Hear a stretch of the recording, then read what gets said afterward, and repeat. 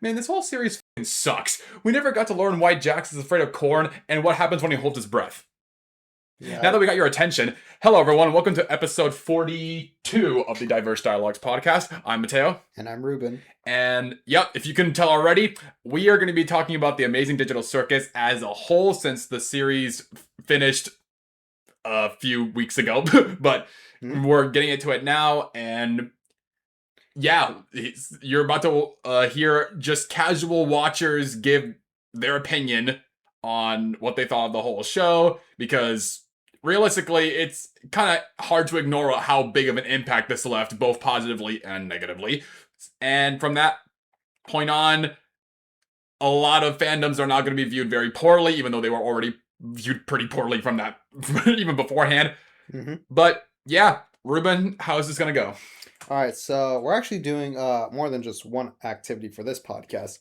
One, we'll be just briefly reviewing each episode of The Amazing Digital Circus. It's not going to be like, our movie reviews where we analyze every nook and cranny, We'll just go over some basic things, and from there, we'll rate each episode 1 out of 10. And once we're done with this, we'll be doing a tier list of each of the characters. And once we're done with that, okay, the tier list thing, it's not guaranteed if we're going to do that, but guaranteed we will be talking about the fandom's current state after the fandom's podcast that we did like a few weeks ago, and the theatrical release thing and the leaks, and yeah, it was hellfire from there. So I feel that needs to be brought up in this podcast. Most definitely agree. And we're not going to get into any questions today, even though this is a new topic, but we will bring the question over to you guys on what did you think of the series as a whole, and leave and if you want to, you don't have to do this, but leave like a little summary of what you thought of the whole series as a whole and a ranking of the characters as well. You don't have to do this, but if you want to express how you felt on the series as a whole, feel free to do that, since we would have loved to have Landon along here with us, but of course trying to get a hold of Landon is a freaking once in a blue moon situation. Mm-hmm. Um, but yeah, on that note, as Ruben mentioned, we're just going to be going through the whole series episode by episode, rating them 1 out of 10, and then doing a tier list at the end of the characters. We probably have different, what? Maybe we actually have very similar opinions on how we felt about the whole series as a whole. But I mean, I am curious to see how we think of it overall, and just seeing how casual viewers, overall feel about the show rather than super fans, and so it's going to be less of a biased review. Yeah. And there is going to be one criticism about me and Ruben specifically that differs between all the other reviews of it, and it's related to episode 9, but we'll get to that in a minute. Mm-hmm. But on that, I know what it is. And I'm saving that for last, by the way. Okay. On that note, let us begin with reviewing the amazing digital circus. Actually, it's Jackson Friends. Shut the fuck up. Okay, anyways. All right. Starting with episode 1. Right off the bat, the episode already perfectly grasped each of the characters' personalities. Mm-hmm. Ragatha's the cheerful one, Gangle's the sad one, Kinger's the crazy one, Zubal's the grumpy one, Pomni's the main character, and Jax is Jax. Yep. As I wrote down too, the characters were introduced very, very well. You learn about the environment, you learn about the rules of how everything works pretty darn well. Oddly enough, doing both well, explaining it and showing it on what happens when, what happens to characters when they lose their minds, stuff like that. And each of the characters, you want to learn more about these characters, which I think is a good start. And also leading in more mystery of you wanting to learn more about these characters, oh, what's this about? What's this about? Why is he this? Why is this character like that? Mm-hmm. I think this actually did a really decent job of introducing these characters. Yeah, and I feel even though Pomni is the main character, you still see enough equal screen time with everybody here. Yeah, it's a real shame it's not going to happen soon, spoiler alert. But yeah, equal screen time among everybody, so when you watch the first episode, chances are you might already have a favorite character. Yeah. And the zaniness and the visuals, I think, of course, are a nice, like, man, this is very different and very odd, but hey, I'm here for it. Mm-hmm. And it's also a little bit funny. Yeah. And I say a little bit funny because I'm having a hard time remember. Oh, wait, hold on. No. What do you think of uh, and a decent world building, probably because Kane just already tells you what it is and shows you at the exact same time. Pretty The much. tent, the lake that won't be used till like a later episode, the circus or the whatever the fair, whatever that's never been used, and then the void. Boom! You already know everything. Yep. Uh, And like I said, the mystery aspect where you see Pomni trying to escape, and then it's like, oh, okay, all right. It does introduce something like, it wants to make you learn more about what's going on deep within the story, mm-hmm. which we'll get to that as well. Yeah, I love the backrooms feel to it when she's trying to escape. Mm-hmm. Pretty cool. And then you learn basically how the characters are, even without Pomni in the picture, how they behave, and, you basically get a good gist of how everyone's personality is and just like how they work around here. I will say their animation has definitely improved like over the course of the series, and I'm not trying to knock on the animation because of course animation takes forever and it probably takes up a lot of people's time. And if throughout the whole series the animation team like enjoyed all of it, then that's great. I appreciate that a lot. So I'm not gonna harp on it too much just because it's the first episode. It's obviously not gonna be like the most perfect animation, Mm-hmm. and but either way, still great. And on a scale of 1 to 10, I'd say this is an 8 out of 10. I'd say it's a 7. And then again, it's the first episode, so It does the job. So yep. Next up, episode 2, the Candy Adventure. It was fun, I guess. It was just a fun adventure while also being, kind of depressing, which kind of hints at what's going to happen in the future. Yep. You got more world building because Kane can literally just build a world. He can do anything.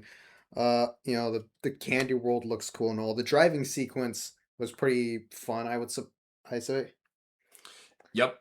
Even if Jax said that one line with the, "Aren't you supposed to be submissive and agreeable?"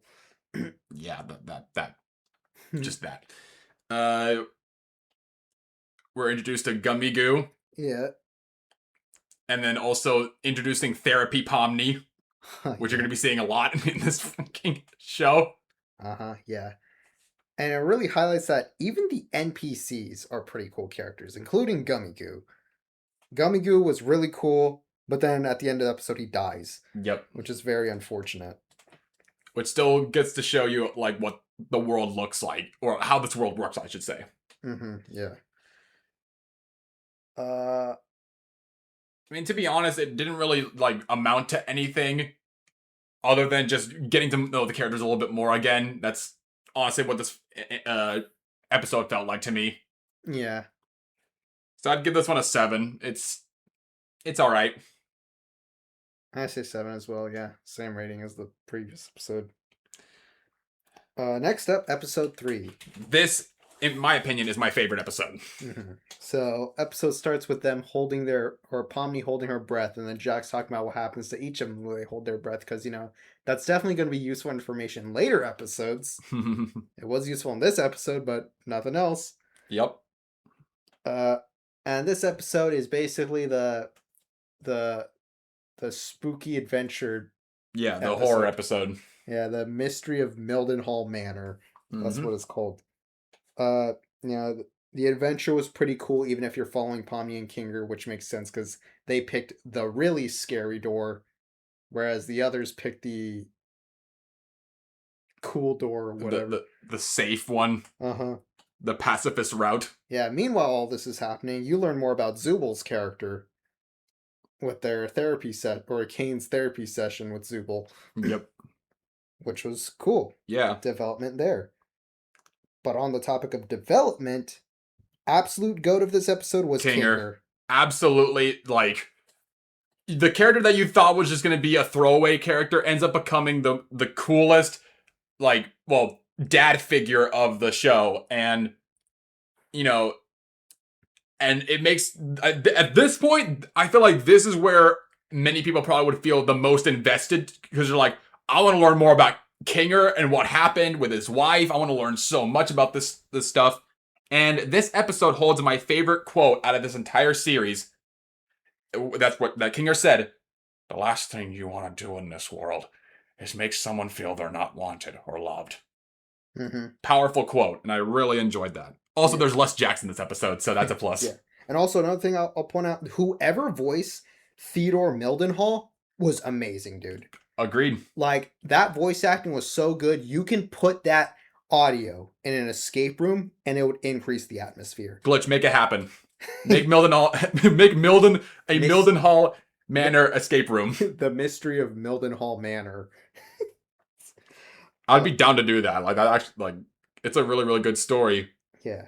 And I also love the scene, the holding breath scene that I mentioned earlier. I actually really like that scene. Yeah, that happens when they escape the hell. Yeah. But yeah, Over 9 out of 10, in my opinion. I'll say 9 as well. Yeah. And then we kind of dropped the ball a little bit with episode 4. All right. It's not a bad episode, but just like episode 3 of Pete's, it is the definition of a filler episode. Yep. So episode 4, this is the fast food episode, and it also focuses on Gangle. Which, good. Show more representation of other characters besides Pomni. And was Jax really that? Not really. No, he wasn't really that. He didn't take that much screen time back then. But yeah, Gangle got her time to shine, and she was enjoyable to watch, especially with that mask. Mm-hmm. Yeah. This is the fast food episode, so it's a more chill and relaxing adventure, I suppose. Thing is, it's a little too chill because this entire episode was so slow paced. I guess it does a good job representing how it feels to work at a fast food if it's a slow day. Yeah. I mean, there's Orb's main introduction. He was a cool character, I guess. Yeah. But more importantly, I loved Gummy Goo's return in this episode. Yeah. And what's it? Even though it's sad that, Gummy Goo or all the NPCs don't retain the same memories as like the other ones. They tried to hint at the fact that maybe he remembers. Yeah. But I think like I think Gummy Goo was just more so like, how do you even know my name? Yeah. Not like, wait, I remember who you are. But it was nice seeing Gummy Goo again. Also, drunk Ragatha was kind of funny to see. Just a completely different character at that point. Oh yeah. Got zooted up on the stupid sauce. Mm-hmm. And you get a little bit of Gangle's backstory in this episode. Yeah. Just like a small hint of it, though. Yeah. And I will say this: when the voice actors went and played Fast Food Simulator, that was a million times more entertaining than whatever the hell happened in freaking episode 4. Yeah. Like, bro, Papa's Burgeria is more fast paced than this episode. Okay. I'd say down the middle, 5 out of 10. Yeah. Uh-huh. There's nothing really wrong with it. It's just that it really did not add to anything to the story. Mm-hmm. Yeah. Like, bro, this is another case where I like the NPCs more than the main characters, bro. Because Orbs. Oh yeah, I forgot about the Gloink Queen. Oh yeah. And the Gloinks. Yeah. Oh my god. But yeah, I'm gonna say like 5 as well. Yeah. And then we pick it back up again. Episode 5. This is the lightning round of adventures. Because Kane he first presents his ideas, and I love these ideas because it reminds me of my friends when they put in shitty video ideas for their Google Docs on what videos to make on this channel. Yeah, I just want to throw that out there. So because of this, Kane was like, how about we just do a lightning round of all of your suggestions? Yeah. There's the Poacher's Paradise one, which is just Jax hunting people. Thank God that was skipped already, and Jax got turned into a vegan.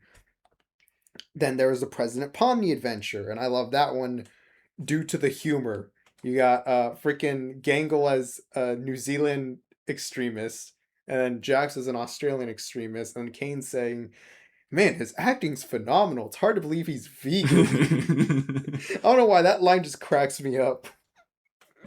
On my note, I just wrote down it was just funny. Yeah. This whole episode was just funny. Oh, and also, I personally picked the blue wire. Blue is my favorite color, it being closest to black and all. Wouldn't black be your favorite color then? Well, no, there's no black wire. It's the most fucking Jacob and rim line. Yeah. Inside joke for you guys that are new to the channel. Yeah. And then there's the anime adventure, which it was short-lived, but there's a reason for that because they did not want to spend that much money on the anime sequence. Yeah. It was fun though. Then you got the stargazing adventure, which was okay. You learn an acceptable amount about Jax's personality. Yeah. And a little hint of that he used to have friends. Mm-hmm. Yeah. And there was an intermission, which, let's face it, that was just filler. It looked cool and all, but they had to reach that 30-minute mark somehow. Oh yeah, how can we almost forget? The best character in the entire show, sorry for spoiling one of my rankings for the tier list. This is my favorite episode with Bubble in it. Oh yeah. This episode is filled with some of my the best Bubble moments. You should throw a beach party.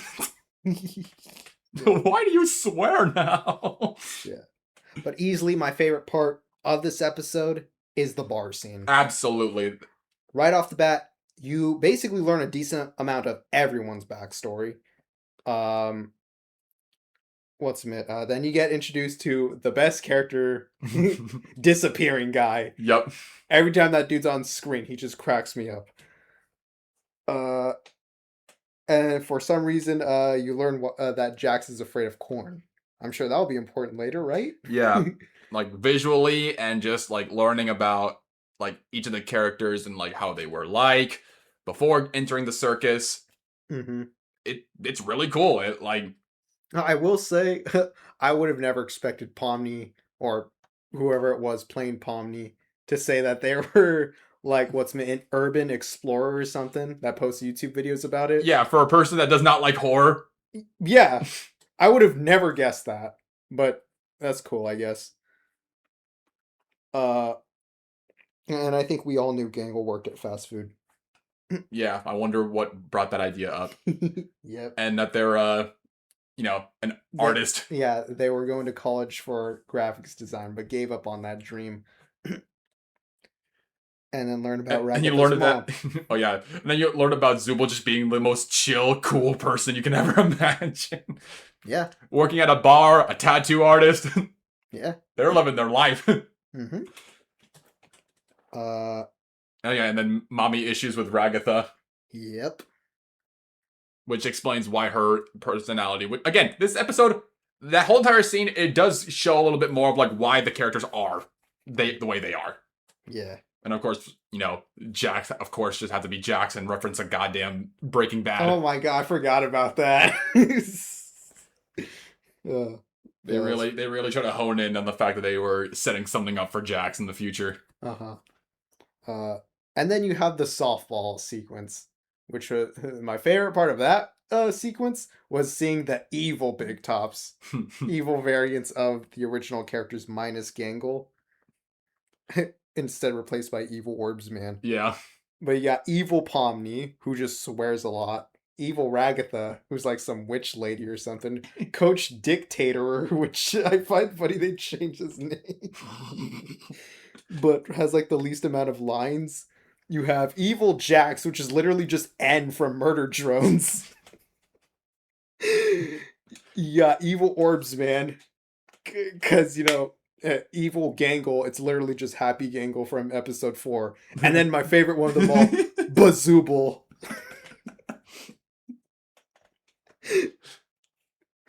Oh, but yeah, that whole sequence was really funny.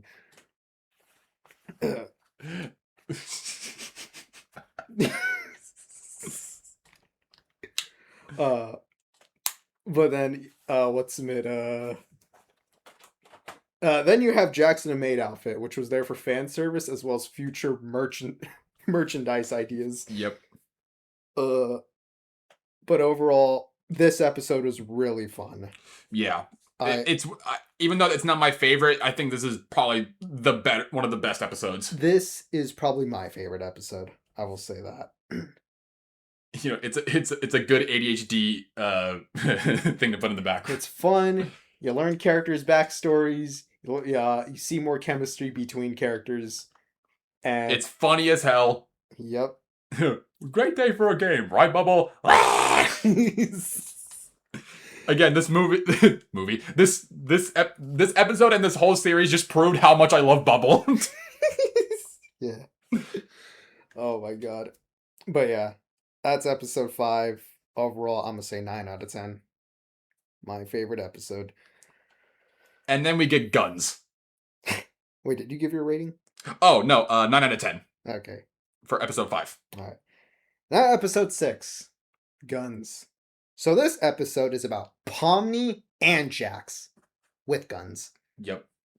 One good thing I'll say. Whoa, my favorite quote from Zubul ever. I want the ability to have sex. Yeah, my favorite line. Make you wonder. Because, yeah, one thing I love about Zubul is that they just pass, like, literally every adventure. So then when they say what they really want, that's what they want. Sex. My favorite quote out of the whole thing is, "I'm right behind you, aren't I?"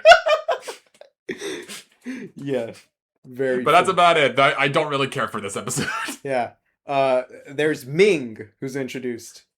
Yeah. Yeah. His whole thing is that he exists for one joke. Yep. Kind of like someone else in this group. Assuming makes an ass out of you and Ming. Ming? Hi, I'm Ming, and I don't remember the rest of it. And I really don't appreciate your assumptions have done to my reputation. You made a whole guy for that? Other than that, yeah, just you know it's bad when even Kane isn't a fan of idea. Or yeah, we can just all shoot each other. Here, have guns. I don't care. See, even Kane doesn't like it. Yeah, just a free for all death match, I suppose. And then you got Pomni beating up Jax at the end of the episode, which was cool. Yeah, and you learn a little bit more about Jax again. Yeah. Teasing. And this episode also has the character awards. But who has time for that when you can just see Jax being Jax in the bathroom? As well as a small cameo of Disappearing Guy. Yep. And then the winner of the character awards was Ming. Yeah. Now, I just want to point out, when I was watching this series, I was just binging it. So, like, I watched every episode, no breaks, minus episode 9, obviously. And episode 6 was around the time I was losing interest. I don't know if it was because of this specific episode or just typical binging syndrome. But, yeah, this episode really does not stand out at all. Yeah. And for whatever reason, it was a lot of people's favorite. And me personally, I just see it as just another episode. But it is still more entertaining than the fucking fast food one, so I'll give it a 6 out of 10. It's probably like my least viewed, like least watched episode compared to every other episode. I'm gonna say 5. I think that was my rating for the fast food one. So I'm just gonna stick with that because episode 4, a slow pace, but you got the NPCs to balance it out versus this one, it was just okay throughout the entire thing. Yeah. So yeah, 5 out of 10 for episode 6. Next up, episode 7, the beach episode, or so you thought. My favorite thing of this episode. Two things. One is the 2 fish protecting their treasure. I don't know why, but I just love the design of those. Like, I love the animation of the fish. So low quality compared to everything else. I know, it's so funny. And another thing I liked of this episode was Pomni's Roblox smug face when they realized they could have just opened the Chinese door. That face is so funny to me. Yep, and I think that got memed to oblivion. Yep. All right, now for everything else. Uh, Who needs time for a beach episode when you can just focus on Jax being sad? and trying to, and also getting, and then after that, you get to the good shit where it's like, oh, they're actually try to escape this thing. Uh-huh.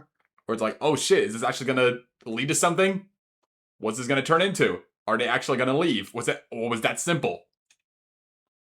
But then it all gets shafted Yeah. when you learn it's all an adventure from Kane. Like, literally, all I wrote down for this episode was just heavy but well done setups. Uh-huh.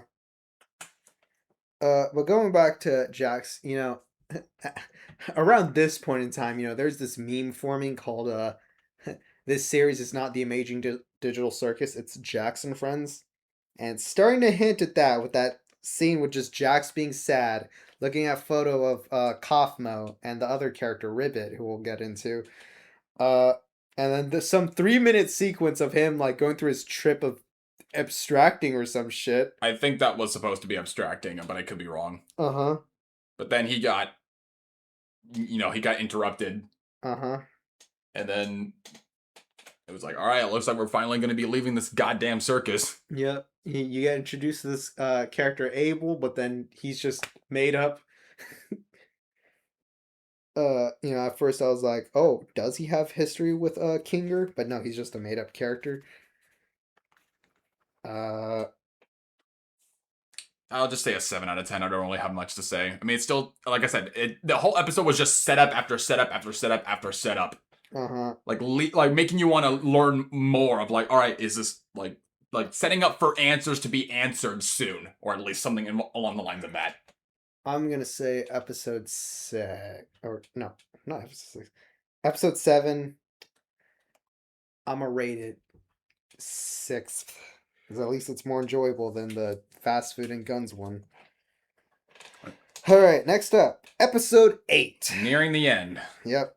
So the intro is pretty cool with like all those real life pictures and like those pictures feeding into the AI. Yeah. Or 2 AIs. Yeah. Learning about Kane symbolically. Yep. And then flashback to the original circus characters like Scratch and Kinger. others. Oh yeah, Kinger. You got a nice scene with him and his wife, and then just hard cut. Yeah. And then Kinger's just been alone for God knows how long. And then Ragatha's introduced. Man. How the hell did this guy not abstract, but a certain character did? I think he abstracted in the mind. Yeah. And then yeah, go ahead. And then you have some inner monologue with Kane, complemented with probably the best voice acting. Yeah, Kane's performance, Alex, the voice actor, holy moly, you freaking killed it at that scene. Mm-hmm. Really well done. And if I'm not mistaken, I think he's more of like the noob of the voice acting, like out of everybody else. Literally the only experience I know from him was his fan dub for Spamton and Deltarune. Yeah, I think that's almost all that he's done. Yeah. So to see him like literally perform this well, it's like rooting for you, dude. Mm-hmm. God, like. And then the internet exists. Yep. I had to freaking ruin it. Yep. You have certain memes of Kane saying slurs, which, trust me, surprisingly, we will talk about that later in this podcast. But yeah, no. Other than Kane's performance, you learn more about Kinger after when, he had to put the bucket on his head to make him sane again. Yep. You learn more about Kinger. You learn a little bit more about CNA. But which is what I was looking forward to, but we'll get to that. But here's the thing with this specific episode. Kinger tells you all of this. You're not shown the information. You were literally given a symbolic showcase of how Kane was made. Yeah, you don't do any like cool background, like backstory flashbacks of like what was going on behind the scenes. Yeah. And this episode, you literally see a flashback of the old characters, including Kinger. So it's not like they couldn't do it for this episode. Oh my god. But that part where Kane was realizing like, these guys' tone have really changed ever since I've been putting him through nothing but adventures. And then when he goes, "Where's Kinger?" That, like, bro, absolute chills right there. Yeah. Dude, he's freaking on. Alex did a great job. He did, yeah. Like, everything he did in that episode was perfect. Uh-huh.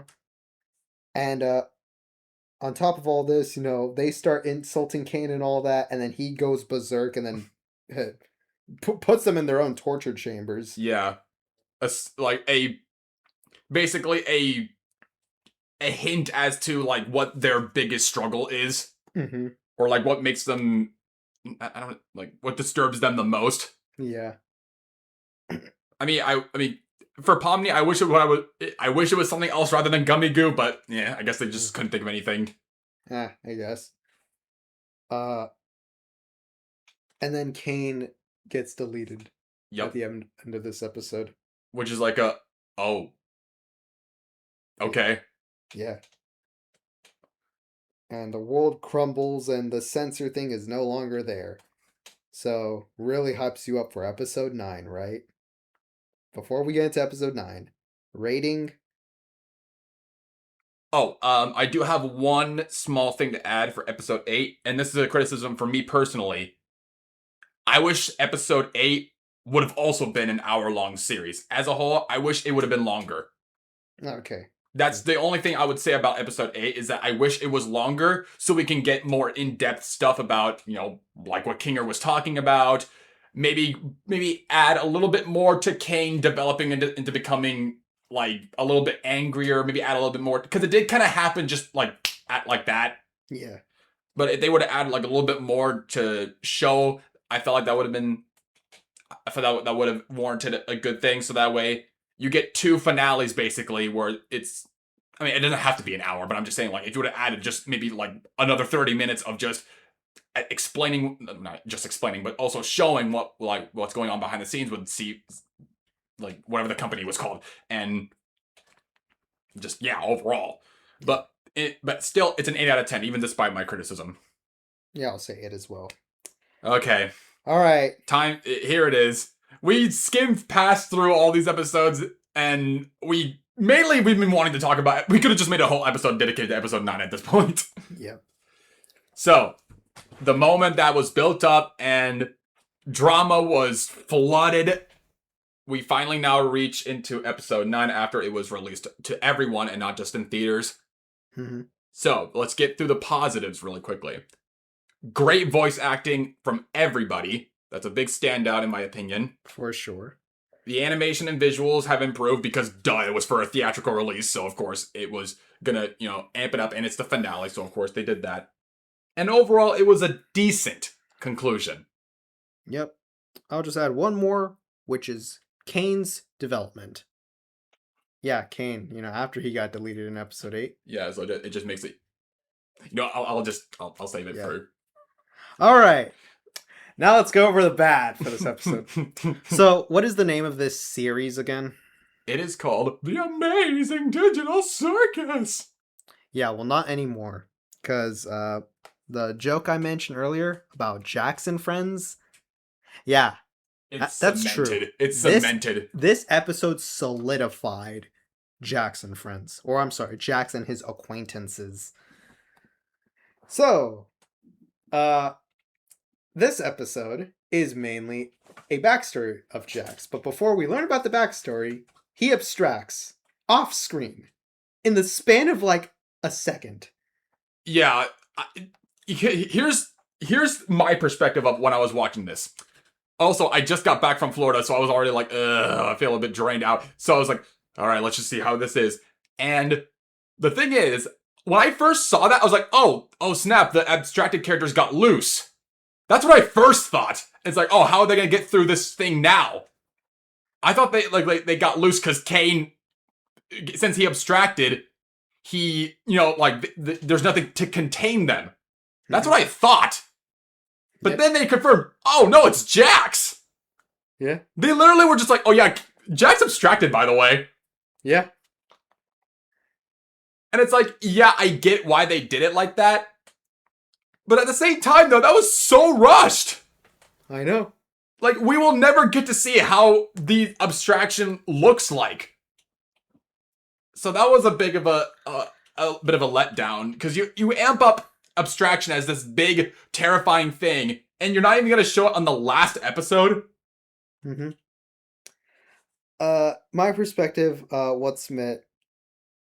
I thought Pomni was like going through, like just visualizing a scenario if Jax abstracts, but no, it actually happens. So I'm just like, what?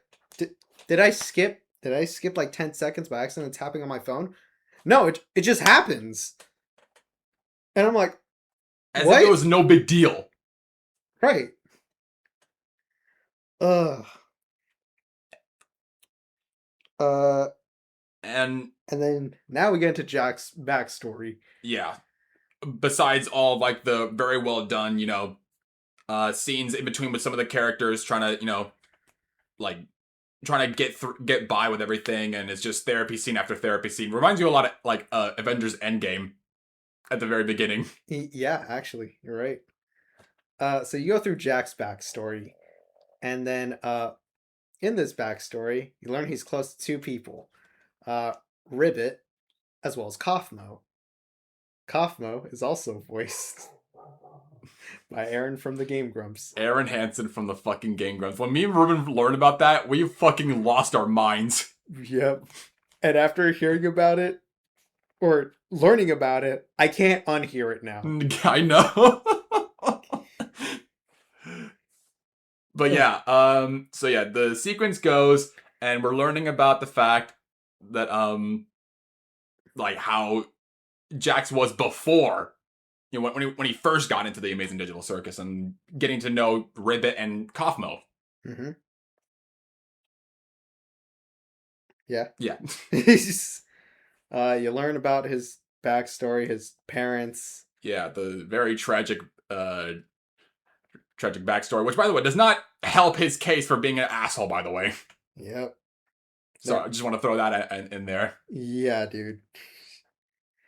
And, you know, after he reveals all this information to Ribbit, he's like, okay, if you tell anyone this, I'm never speaking to you again.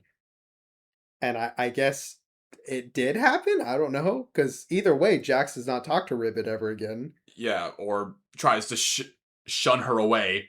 Uh-huh. Either way, Ribbit abstracts. And, you know, Kaufmo tries to be more nice.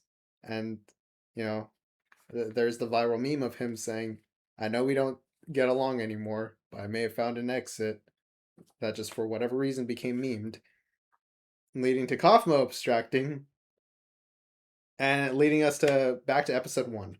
So, what's now that you learned all this, you know, naturally, us viewers are like, you know, I may cause all the trouble in the Amazing Digital Circus, and sure, I may have made 2 of my friends abstract, but I'm sad.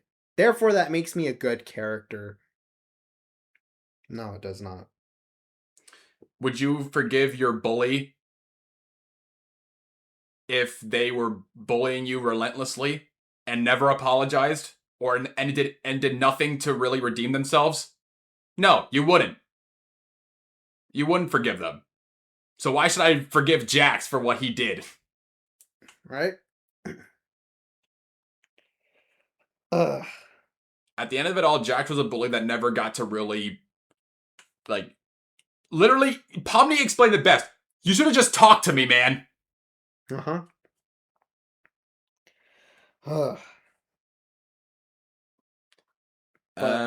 Let's see. Let me start going through my notes real quick.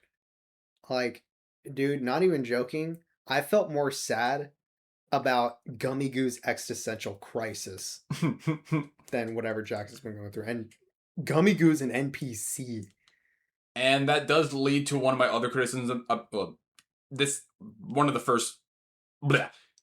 In this episode, the pacing is all over the place, and I think that is a known issue with animation because, of course, you're trying to cram together something, and you're trying to work off a storyboard. So I'm not going to be too harsh on the animation team for this because, of course, they did an amazing job, and I don't want to harp on the fact because I know how long it takes to make stuff like this.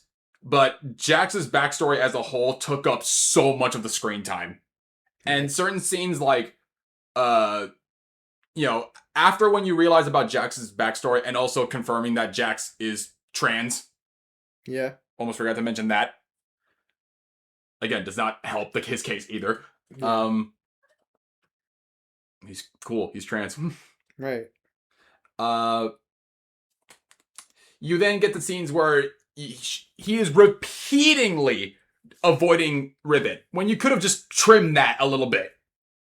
Trim that a little bit because there's literally 2 scenes where he's like, "Nah, I'm with Kafumo." You didn't have to show 2. You could have just shown 1, and that you could have got the whole gist of it.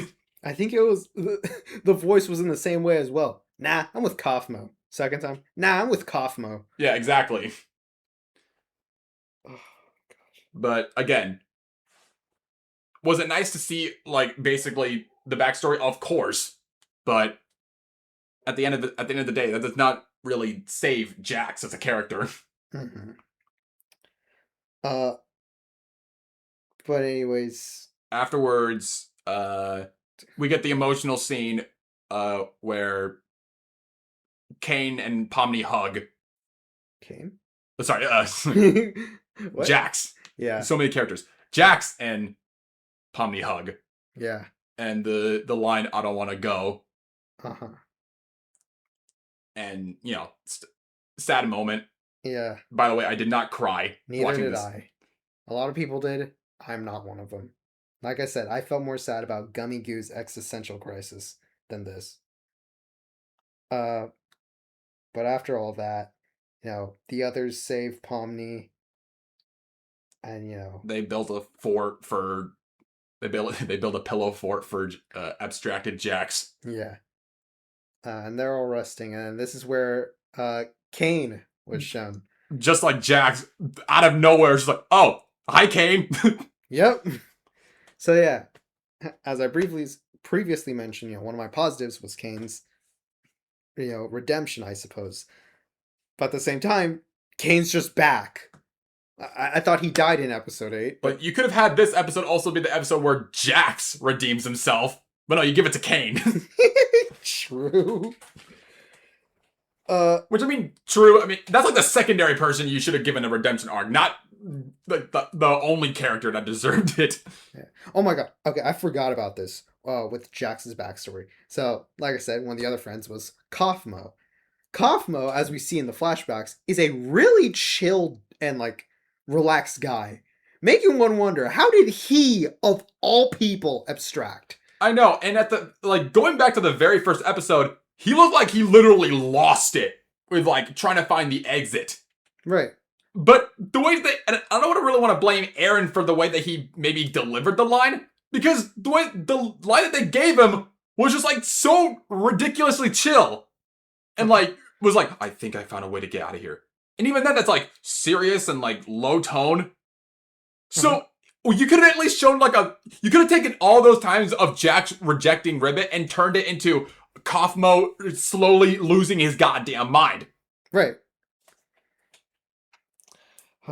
Anyways, back on track with And also, you had Aaron Hansen, a guy who's a crazy maniac whenever he plays rageful games, and you make him the chillest human being on Earth.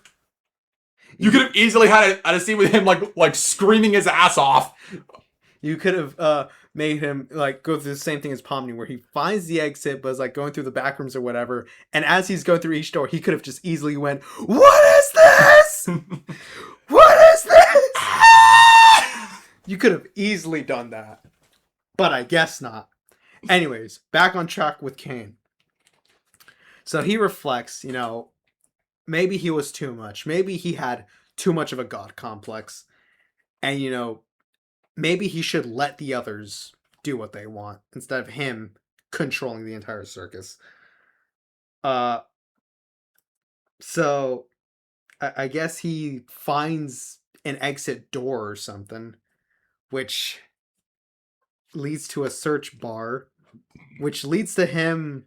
With something that we forgot to mention from the very beginning that Kinger mentioned, the brain scans, which when I first watched it, that flew over my head just like just I just thought it was like, oh yeah, just another like, okay, because I was expecting to learn more about the company itself, so I was like, okay, that's a little detail to have for later.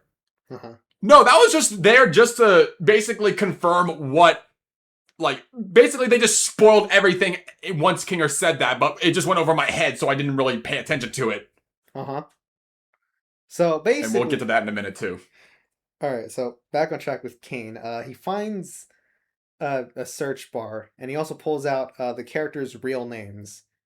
So he learns more info about the real people that became these characters. Uh, and I guess what's it? As he's going through this info, he also casually recreates Scratch. Yeah. And that was never brought up ever again. Right. Like we see it for like a second, but then he goes back to looking at all the information of the other guys. So what happened to Scratch? Like, is he just there? That leads to my other thing that there are a lot of plot holes in this, such as Kane returning. I thought we deleted him, and you made it such a big deal in the last episode. His abilities as a whole, what can he do and what can't he do, is never really explained. And Scratch returning. Uh-huh. You literally had a whole scene for that, and you could have had a moment where you talked about the story, but no, you're just like, oh yeah, he's back. Anyways, moving on. Yeah. Again, the pacing is all over the place with this. Yeah. Oh yeah, and Bubble's not here. Horrible episode. He's, He's symbolically there. I guess like what's in episode 8 with the real pictures and the two AIs, one red, one blue. I think Bubble's supposed to be the blue AI. I guess. I think I don't know. And I guess Kane throws away the The blue one. yes. I think that was Bubble. So that's the last we see of Bubble. I guess. What the fuck? Hold on. And then you get the ending with Kane returning, telling the others they can have control of the circus. And showing off what they actually are IRL. Yeah, it was cool and all, I guess. Hold on, we'll save it. I know. We'll save it. And this, like, it was very touching. That's another. It was very touching. Yeah. And I would say the most for Kinger. Oh, for damn sure, yeah. Mm-hmm.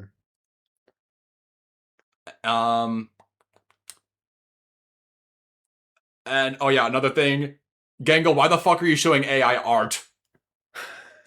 Yeah. Like them playing games and shit like that. That was, that was cool, and it leaves off with, yes, on a bittersweet ending. Speaking of Gangle, Gangle had more lines in the Fortnite ad than she did in the final episode. Even with an additional scene where she goes into her room and then Zubul like tells her to like come back, which could have easily been cut, by the way. Yep. Still, like, nothing in regards to Gangle. Like, she just was swept under the rug with this one. Yep. And then you got the montage at the end, Yeah. Let's admit. You got Ragatha playing softball and the glowing queen cheering her on. The glowing queen is a better mom than Ragatha's mom ever could have been. Yeah. Then you got Gangle showing an AI art. There's that. Then you got the abstracted characters in like a pool, like a yeah, water container or something. I don't know. Yeah, but again, we just saw Scratch earlier, so I guess, and like you said, like we don't know Kane's power limits now, but if he can recreate Scratch, why can't he recreate the other abstracted characters? But I don't know. They don't go over that. What's it? And yeah, that's it. They live And life. now I'm moving on to the segments of like filling in other stuff. So overall, the ending kind of was Madagascar 3-ish. And if you guys aren't aware, I hate those type of endings. But I'm more forgiving with this one because it was always meant to be like this. Because it was because it was a show that was already developed, and it's like, all right, I want it to be this ending. With Madagascar 3, on the other hand, they just were like, hey, you know all that time that we spent trying to get back to New York? Nah, let's just go with this random group of people that we just met for like a week. Yeah, to a circus. Oddly enough. I know. So, yeah, but while that was like a series of movies that just were like, yeah, let's just shit the bed on the whole story, this was meant to be like it was meant to be that ending. So I was like, all right, I'll be more forgiving. And on top of that, it was basically like both like, it's like, oh, the best possible ending where the characters go back to their normal lives or they get stuck in the circus. They basically do both. And the one thing I kind of don't like is just how they just throw in the brain scans concept at the very beginning.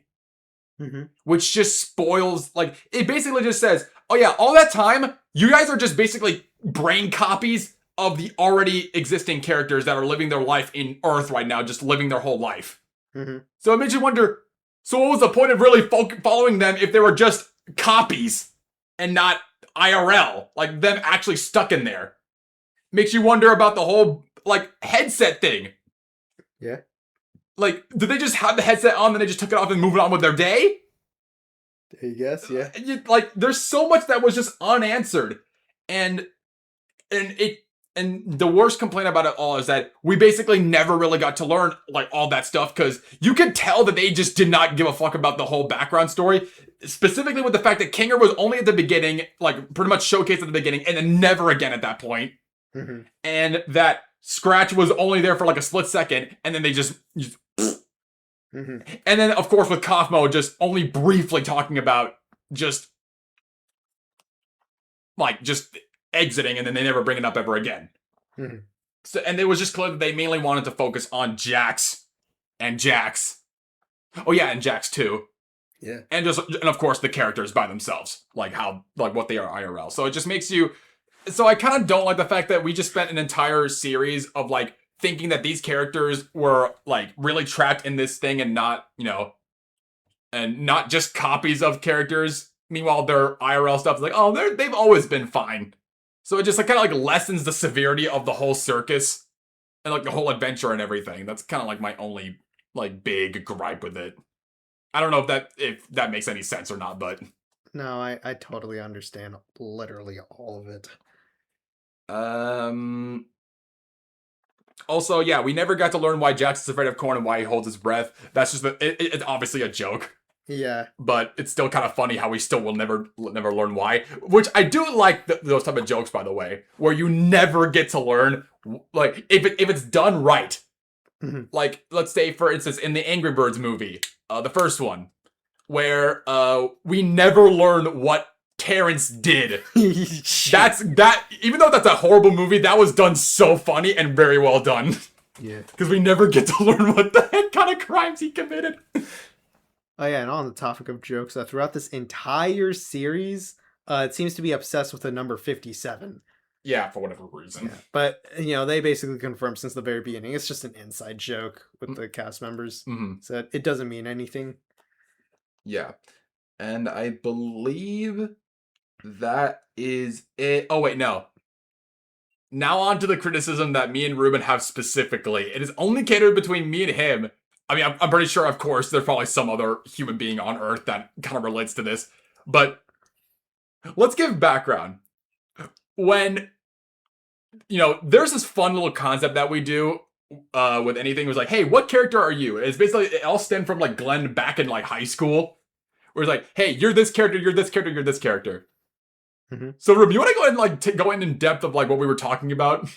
Okay, so, before episode 9, when me and Mateo both just casually got into Digital Circus, we were like, if each of the Diverse Society members were Digital Circus characters, who would we be? So we were like, So I forgot what. okay, now keep in mind, this was before Kaufmo was introduced, so I was like, Mateo is evil Jax. Yeah.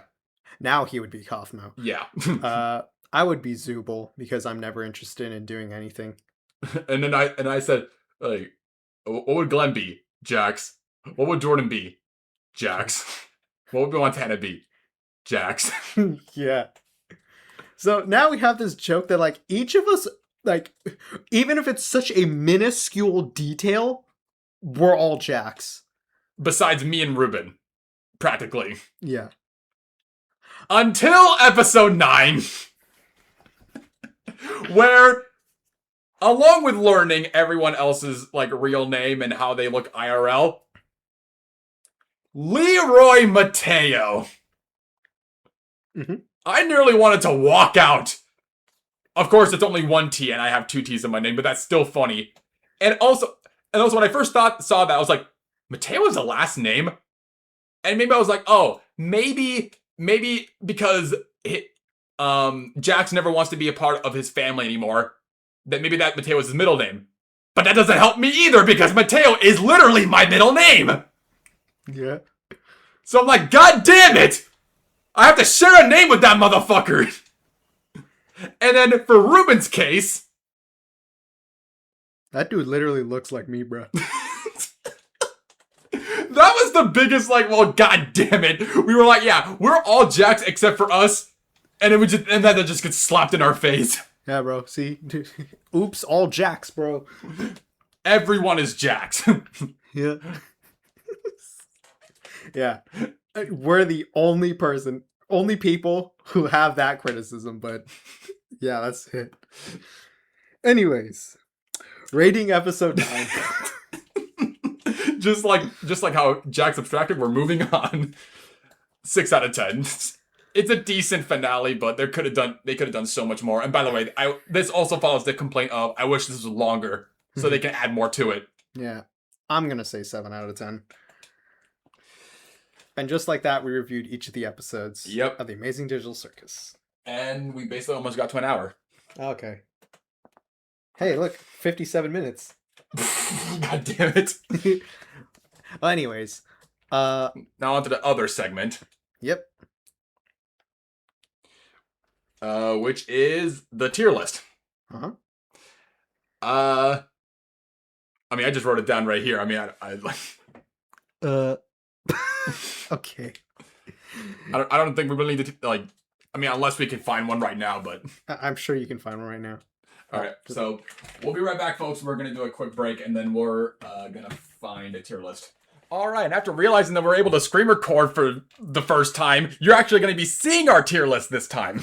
Yep. So, yeah, we're not going to waste any time because you basically get the whole gist of this whole tier list. But if not, if you're a first-time watcher, Ruben, how does it go? All right, so basically, we're just going to go through the characters one by one. What is the criteria, you may ask? Absolutely nothing.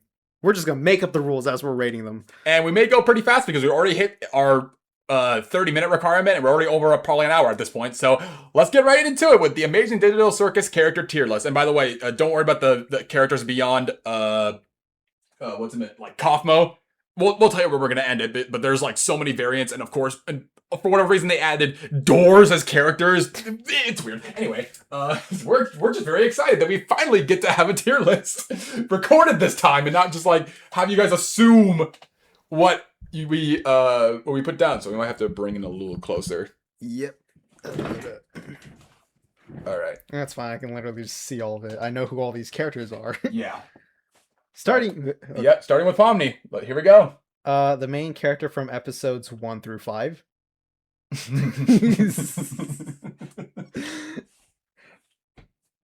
I think she's a well-written character. Overall, I mean, she had good growth, a great arc, and a very good supporting character. Yeah. Even though she's the main character, she's better off as a supporting character. It's true. I'd say A, in my opinion. A, yeah. Alright, now we got Jax. We just had our entire rant about this guy. He's not terrible, but... C. Yeah. Ragatha. Uh... Who? B tier, I guess. Because she's nice. Yeah. Yeah, that's it. That's all it takes to have a personality. See, everyone, it's not that hard to have a personality. It's not hard to be nice. Yeah. It's just easier being mean for a lot of people, though, unfortunately. Uh-huh. Kinger. Kinger's the goat, hands down. Funny, but also a very important character. Gangle is... Yeah. Yeah. Zooble. My favorite character, but they don't get that much screen time, but it's fine. Yeah. Also, I love all those Ragatha like fans who are like, why doesn't Ragatha get this much screen time? And I'm like, bro, how do you think us Zooble fans feel? But honestly, I feel more for Zooble than I do for Jax. Oh yeah, for sure. Kane. I mean, I feel I love him more as time goes on. Yeah. I would personally put him at A tier. Okay. Bubble. S tier. No questions asked. The Moon. The Moon. Good supporting character. Yeah. I don't like the sun. Yeah. It gives me the same vibes as Chica's Magic Rainbow from FNAF World, for anyone that knows that. Oh god. Next up, a Gloink, or just the I'm Gloink. not joking. These things are useless. Yeah. Next up, the Gloink Queen. Also useless. Gummy Goo. A tier. My favorite side character. Right there. Okay. Now we got Gummy Goo's friends. I don't even know if they have names, but if they do, I don't care about them. You got the one with long arms and the one with short arms. Yeah. Now you got... Nah, they have more personality than these guys. Yeah. Now you got The princess from the candy place. Oh no. Yeah, that seems about right. Next up, the fudge. Okay. Just for the memes. Uh-huh. Man, I wish we had this screen record like way earlier. God damn it. Next up, we have the Ghostly. It's cute. Yeah. Yeah. I think that's Theodore. Theodore, yeah. Like I said, I love his voice acting. But he's not that important, but I'll put him like B tier, yeah. Yeah. Above Ghostly. Yeah. Now we got Martha Mildenhall. No, there you go. Yeah. Now we got the angel head. Yeah. Yeah. See, y'all, we could have had this as a Dead by Daylight killer, but y'all chose a drag queen. Anyways, this thing scared the shit out of me. Yeah. I'm just kidding. Not really. It was scary. Yeah. Next up, Orbs Man. No.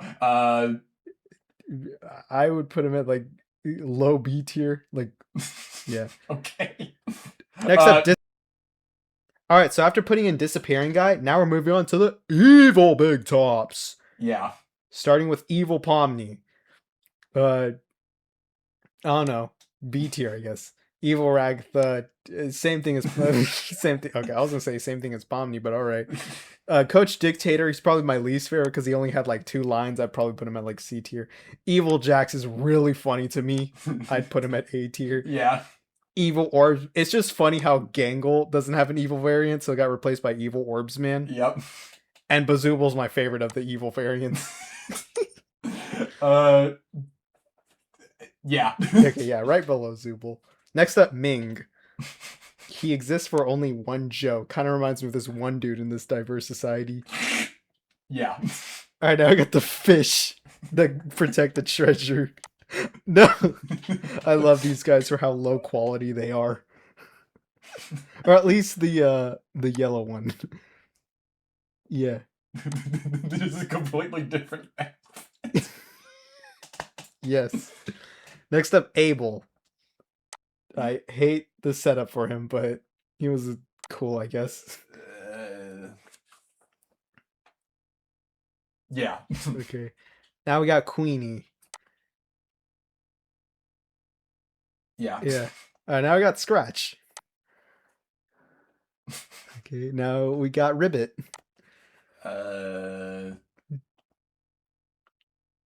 Yeah. Okay. And then finally we have Kaufmo. Yeah, don't worry about all that other bullshit. Yeah. Yeah. I mean, I put him above Ribbit mainly because he's voiced by Aaron. Okay. Yeah, that's it. Yeah, that's the quickest tier list we've ever done in our lives. I know. Oh. But yeah, that's our tier list for Amazing Digital Circus characters. We don't even need to recap because y'all can finally see it. Yep. All right, y'all. And right before we end off today's podcast after that sporadic tier list, we have one more thing to talk about. And that is the fandoms. Yeah, you thought we were going to just completely breeze past the fact that we did a podcast all about fandoms and we're not going to go even more in depth about fandoms, especially with this series. Yep. Ruben, how is it going to go? Okay, so for those of who actually watched our fandoms podcast, you may have noticed that when we talked about the Amazing Digital Circus, we didn't like go in that in depth. We talked about how some fans were like, why doesn't this character get as much screen time as that character? Even though I just briefly talked about it on this podcast, or how Digital Circus fans, when they watch any form of media, they'll just check every nook and cranny for a secret. So we didn't go over that information. However, all of that changed when the theatrical release happened. Yep. So, like most forms of media, there are leakers. So, the movie was just leaked, casually. And people were not happy about that. And what did they do? Go to Gooseworks and put all the blame towards her. Uh-huh. After when she gave the response of, all right, well, what can we do? Yeah. Like, look. Like, if you really want Gooseworks to do something, like, bro, it's on the internet. Whenever anything is on the internet, it's stuck on the internet forever. You can't just get rid of it. Like, you'd have to be unpopular in order to at least maybe be able to hide it under the rug. But other than that, no. Like, if you're popular enough, it will never go away. Yeah. On top of the leaks that immediately happened, there was some drama with the cast about how, I guess, 7 years ago when the cast was playing Jackbox or something. Or at least two of them, specifically. The voice actress for Zubul and Michael Kovac, the voice actor for Jax, specifically. Okay, so apparently there was drama when they said the word nega. I'm going to say it on this podcast. I don't care. Because nega is a word on the English dictionary, all right? If you didn't know that, you're a complete idiot. And two, this actually comes from the faint of heart. There is nothing in the world that screams, I have no life, than to dig up other people's past and use that to frame their current reputation. There's nothing in the world that screams, I have no life, than to do all that. Take Markiplier's, someone exposing Markiplier for cheating or something, or basically when he beat Night 6 or whatever the hard night was for FNAF 2, where this person hyper analyzed Markiplier's gameplay and said it was just clipped together and it wasn't a complete run. Buddy, are you fucking kidding me? You have nothing else better to do? Right? Same case with the whole NEGA, not the word, guys. Yeah. And I find it funny how these people are mad about that word, but at the same time, they're the same people who laughed the memes of Kane saying racial slurs. Yeah. Because that makes all the sense, am I right? And now before we get, I don't know if there's any other topics about this, but the fandom itself, to those that went to the conventions and showed your support and gave money to the, to help fund the rest of the animation, good on you guys. You are good. We're not saying that the entirety of the fandom is bad, but you guys have built a pretty rough reputation. So we want to give appreciation to those that are good in the fandom for one little small bit, because it's not fair to just represent all people as this one bad group if there are good in this one. So to the people that are not assholes and do actually have a life and don't associate themselves all completely with the Amazing Digital Circus, we applaud to you for doing a great job for just being a good person and a good fan. And, not demanding certain things and trying to dictate how you want it to go. I mean, you saw from us, like, we basically said, oh, we could have done this better, we could have done this better. Of course, but you don't have to, like, have that be just thrown at Gooseworks and just say how you wanted it to go. That's what fanfics are for, and even then those things are kind of taken too far. Right. And with recent events, especially with Jackson Podney, that is just out the window now. Yeah. If you know, you know. Uh-huh. Because they did not say don't do fanfic. They said, like, go ahead and have fun with it, but just don't. But it's not canon, and don't go over the board with it. Mm-hmm. That's just how I feel personally. Like, just, you can live a life and not have this specific thing be like, it's fine to have a hyperfixation, but if it's emphasis on the hyper and no, sorry, if fixation is the, like, heavily, like, emphasized word, then that's a problem. Uh-huh. And because this show, overall, I know it relates to a lot of people with the struggles that they went through. And I'm pretty sure many people who are trans are relating to Jax right now. And that's awesome. Mm-hmm. We respect every single human being on Earth as long as they're not an asshole. So, sorry, Jax. And yeah, that's basically what the whole spiel of the fandom is that they took it way too far. And now, going forward, fandoms are now just going to be just expected to be these crazy maniacs from now on. Yeah. Unfortunately. Mm-hmm. I blame FNAF. No, I think that was something that Ruben said a while back. Or no, so basically what I said was that, like, as I mentioned earlier, you know, Digital Circus fans, they'll watch any form of media and pay attention to every nook and cranny of every frame.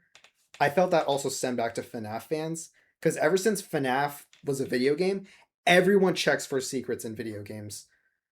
Yeah. Or try to find the real lore behind it. Yeah. Even though Legend of Zelda was the first ever video game to have secrets. Yeah. I actually didn't know that. Or at least, like, the main story gimmick. Mm-hmm. But yeah, that was my comparison with FNAF back then. Anything else involving the fandom, or was that basically? Well, I mainly want to talk about the nega thing. Again, I'm gonna say I don't care, all right? And if you're gonna dig up this video like 5 years later after this is posted, again, buddy, do you have a life? Then just dig up past videos. So yeah, I'm gonna say the word on here. Plus, it is a word in the English dictionary, and it's not the word. Right. But yeah, I wanted to bring that up. If Fairly Odd Parents could have that character, yeah, then, you know, the alternate version of the Crimson Chin, then it's not bad. Uh-huh. So yeah, I wanted to bring up that word as well as, like, you know, how they're mad at that, but they left the Kane memes. Yeah. That's what I wanted to bring up. Let Jax be hypocritical. Don't let him influence you. Yeah.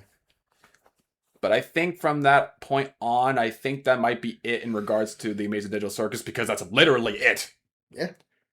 And because of you fuckers, you're never going to get anything more about the Amazing Digital Circus ever again. Mm-hmm. To the people that bitched and complain. Yep. You did this to yourself, so you could have maybe gotten more episodes, or maybe like an epilogue of, like, what happened behind the scenes as to how they got there in the first place. But nope.